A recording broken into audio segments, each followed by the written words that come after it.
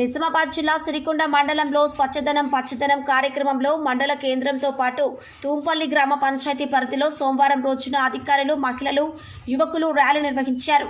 సిరికొండ గ్రామ పంచాయతీ నుండి తెలంగాణ చౌరస్తా వరకు, అలాగే తూంపల్లి గ్రామంలో గల గాంధీ కూడలిలో స్వచ్ఛ ప్రతిజ్ఞ చేయడం జరిగింది.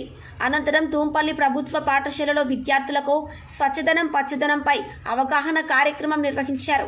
కార్యక్రమంలో సిరికొండ మండల special officer DTDO Nagarao, MPDO Tarachand, Sirikonda గ్రామ స్పెషల్ ఆఫీసర్ డిప్యూటీ తహసీల్దార్ ప్రవీణ్ కుమార్, తూంపల్లి గ్రామ పంచాయతీ ప్రత్యేక అధికారి సూపరింటెండెంట్ లక్ష్మీపతి, కార్యదర్శులు వినీల్, శ్రీకాంత్, ప్రభుత్వ ఆసుపత్రి సూపర్వైజర్ మండోదరి, ఆశా వర్కర్లు, మహిళా సంఘాల సభ్యులు, అధికారులు పాల్గొన్నారు.